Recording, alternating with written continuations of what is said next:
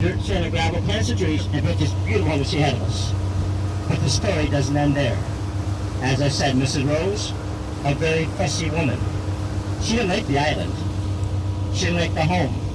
Well, come to find out, she didn't like Mr. Rose either and left all three. They sold it up for sale for $995,000. They wouldn't sell. They tried for $695,000, it still wouldn't go. Finally, they sold this beautiful island home for $595,000. And since then put $500,000 back into it. To left-hand side, note the bridge. First span of Thausands Island bridge system. There are 5 spans of bridges. Lloyd bridges, gold bridges, jet bridges, I got the wrong bridges. 1 American and 3 Canadian. This bridge spans mainland USA to Wellesley Island, the largest American island and second overall largest island of Thousand Islands, at 9 miles long by 5 miles wide, all to the left-hand side as you make a turn. Now as we turn, something is so popular, we're going to find ourselves going downbound in the main shipping channel of the St. Lawrence Seaway system. Between the St. Lawrence Seaway and the Great Lakes, you guys standing up under the wave here, so just be prepared for it. Downbound the main shipping channel of the St. Lawrence Seaway system. Between the St. Lawrence Seaway and the Great Lakes, this makes up the longest inland freshwater navigable waterway in the world. It stretches 2,342 miles. Starts out the Atlantic Ocean and goes as far west as Duluth, Minnesota. You have to go over a series of 7 locking systems that range in motor at 240 feet. Now these locks can hold ships as large as 735 feet in length, 72 feet wide, and have a depth of 28 feet. And because we're above sea level, we can experience tides. Just usually fluctuations of 1 to 2 feet. Because we are fresh water, we do freeze in the wintertime. 1 to 2 inches and 3 to 5 feet in some places. Because this St. Lawrence Seaway does close down the wintertime. We should up end of December up to the middle of March, depending on what kind of winter we have. Now, if you're wondering right now, 35 miles behind us is Lake Ontario and the Great Lakes. 900 miles ahead of us is the Gulf of St. Lawrence, and 1,000 miles ahead of us is the Atlantic Ocean at Nova Scotia. Anybody on this top deck want to see a sunken ship? You want to see one? You want to see one? You want to see one? You're going to see one. You know why? It's sunken. I gotcha. In a few minutes, we're going right over top of a 634-foot sunken Canadian ship called Roy A. Jodrey. It was November 21st of 1974. This very large ship was heading the opposite direction we're heading now when it veered out the main shipping channel after running into a blinding snowstorm. And then had a shoal called Pullman Shoal. That put a 70-foot gash in the hull of the ship. Water was coming at a tremendous rate. The captain only put down the main pumps. Didn't do any good. And one last desperate measure, he tried to beach the ship, tried to drive it on land. But that didn't work either. He then ordered his tenor crew of 29 men off the ship. They stood in the dock watch helplessly as a very large ship silently slid to the bottom of the St. Lawrence River, complete with cargo iron ore with their deck lights still on. The very next day, they sent down 3 divers to see if it had each of be salvaged. As I said, they sent down 3 divers, 2 came back. Lifeline of the divers snapped. Cargo was so strong and so swift, body was never found. But the 2 that came back claimed there's 180 feet of water over the hull of the ship. It wouldn't be shipping whatsoever. But this radio tower ahead of us moves all the way across the channel to Lindley Lodge into the ship. Now when that tower comes up 5 feet, drops right down to 250. The power's up against the wall side, now the ship is turned sideways. They said the ship would come 100 yards more, or by tops going to the side and save the ship itself. But the main concern of the captain was saving the crew. Exactly what he did. And how ironic is it that a shipwreck of this magnitude right next to a U.S. Coast Guard station? There is a Coast Guard always on duty.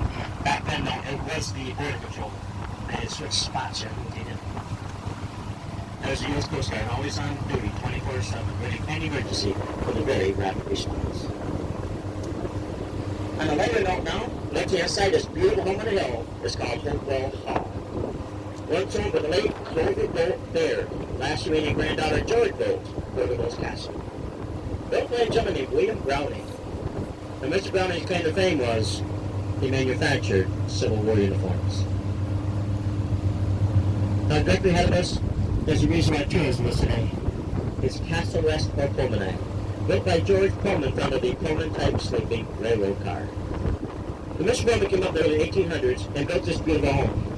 But not necessarily very quiet. He said we can do something to draw tourism in this area. came up with a great marketing idea. He said, why not bring up the then President of the United States, Ulysses S. Grant, up for 1 week? Well, Mr. Grant's arrival also showed up the National Press Conference of the United States. Losing my track.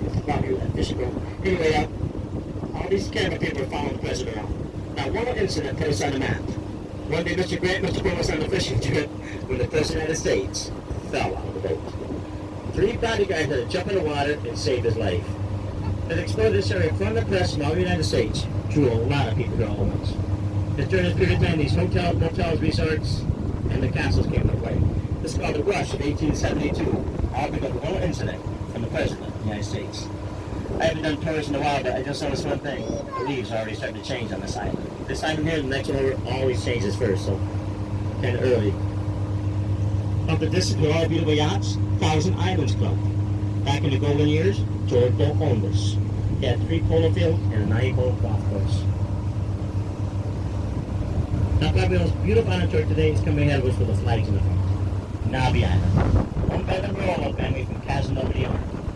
Now, the homeless in this island were the oldest home on the tour today, excess of 150 years old.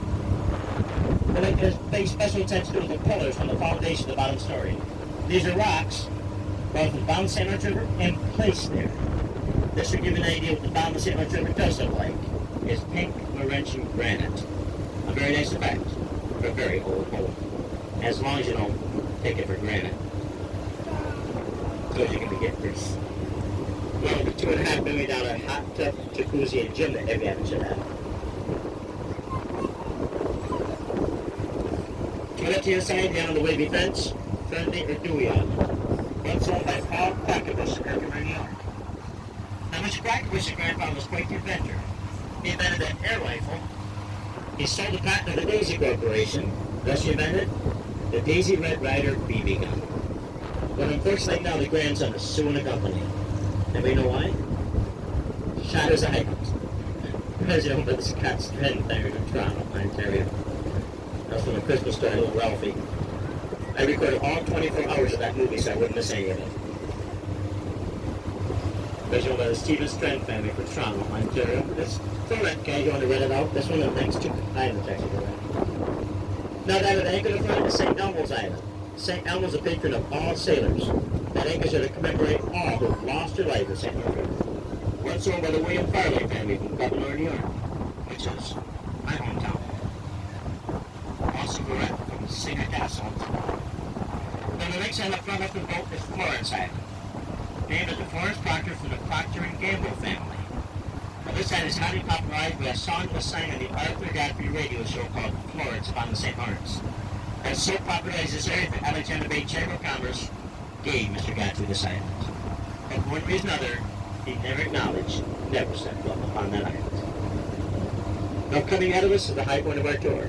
The $2.5 million, never finished, never furnished, never lived in Oak Castle on Rhode Island. Now George Bull came to the United States in 1864. He was a Prussian immigrant, came across on a large sailing steamship at the age of 12. He found himself working at a small hotel in New York City. His dad was a busboy, working up to a bellboy, found himself a major steward of the small hotel. It was there he met a gentleman named William Waldorf Astor. Said to have been the richest man in the world. Said had done a favor for Mr. Astor doing so, he found himself owning the Wall of Astoria. Now upon Mr. Astor's demise, George Bull found himself owning the Wall of Astoria, the Bellevue Stratford, and the Clover Club. At the turn of the century, George Bull found himself making well over $1 million a year. It was in Philadelphia, Pennsylvania, met his wife Louise. Married her, bought this area, bought this area. Wanted to find an island with a castle. What better its very own queen than a very own castle? Looked all around from this beautiful island see in front of us. Then owned by General E.K. Hart, an assembly from New York State. Mr. Hart was selling this island for the search sum of $10,000. Absurd because I had to go for $500 or $600. But for his queen, when he was no object. He ready to change the spelling of Hart from H-A-R-T to H-E-A-R-T instead of construction in 1900. They said that George Bull spent all this money in the beautiful island castle. He really had pocket change left to his name. The only thing he afforded to build then would be that look out by the little red top on that little tiny island left-hand side for the other love of his life, his mother-in-law. Who they claimed, by the way, was a chronic sleepwalker.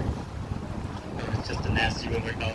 Just room enough, owned by the Island family from Ogdenburg, New York. Now, at the distance of many of the building is a boat yacht house.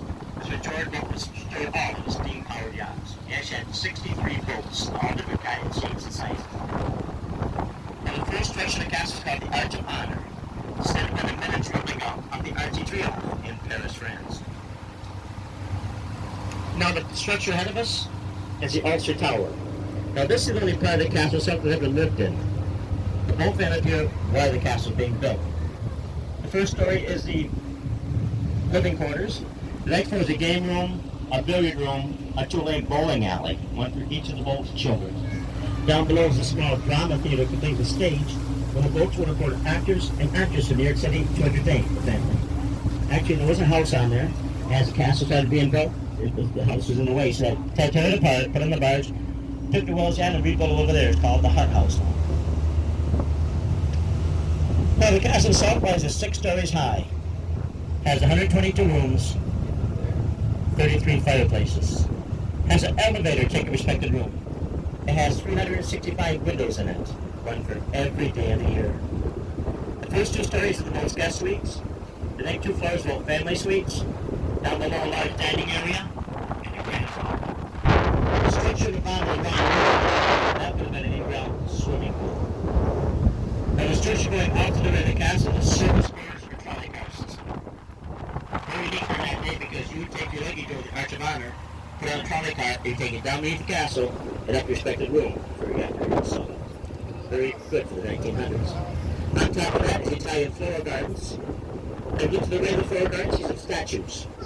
This is all the weddings done from now on. That's a wonderful place to say I do, because if say I don't, you better have a boat to get off the castle. Now behind that large round tower is the Henry of the Dovecot. This is where the boats will start all the exotic birds and waterfowl lives. Now the last structure of the castle is the clubhouse, powerhouse, and clock. This is where they house 2 coal-fired generators that produce electricity and water to all of our islands. Now the last structure, the clock tower. This was a miniature replica of Westminster chime that would have chimed 50 minutes every hour, set it at 5 miles up or down. See it? But that roof you see on the clock tower is not the original. Which was actually brought down in 1900 upon commemoration of the Thausands Island bridge system when the wayward skyrocket landed on top of that tower.